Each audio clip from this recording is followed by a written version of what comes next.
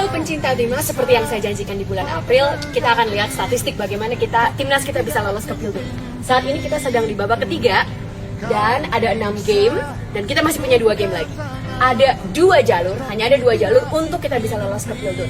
Jalur pertama itu adalah yang namanya jalur langsung.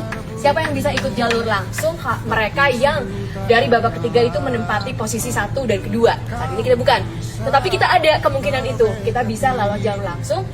Persentasi kita atau probabilitas kita adalah 1,3%. Jalur yang kedua itu lewat babak 4 dan 5. Nah, kemungkinan kita untuk bisa lewat yang jalur ini adalah 80,8%.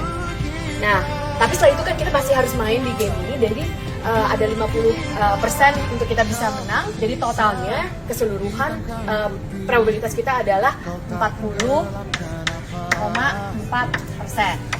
Keseluruhan kemungkinan kita, peluang kita untuk bisa lolos ke Pilgrim itu 41,7%. Berarti lumayan.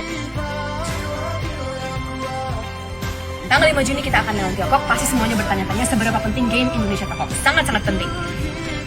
Kalau bisa kita menang, tapi kalau seri ya masih oke. Tapi jangan sampai kita kalah. Kenapa? Ayo kita lihat angkanya. Kalau kita menang, peluang kita lolos ke Pildun 50,6%.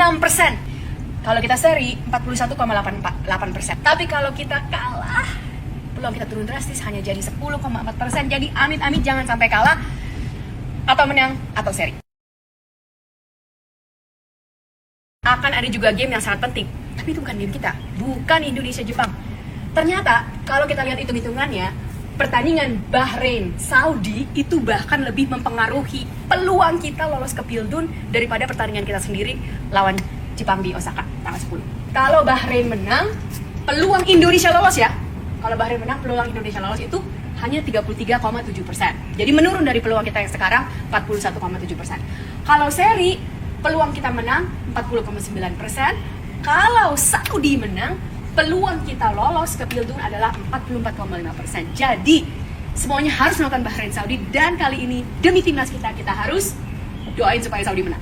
Pasti ada juga yang bilang ke saya, Mbak, santai aja, ini kan olahraga bukan sains. Ya, monggo saja. Tapi buat saya, mengetahui data kuantitatif untuk bahkan olahraga membuat nonton jadi lebih seru atau bermain jadi lebih seru. Dan bukan saya saja, tim dan atlet terbaik dunia pasti menggunakan statistik untuk meningkatkan peluang mereka menang. Silakan mencoba permodelan di rumah, selamat bersenang-senang, dan terus-teruslah kita membumikan sains, mensainskan bumi. Timnas jaya jaya jaya!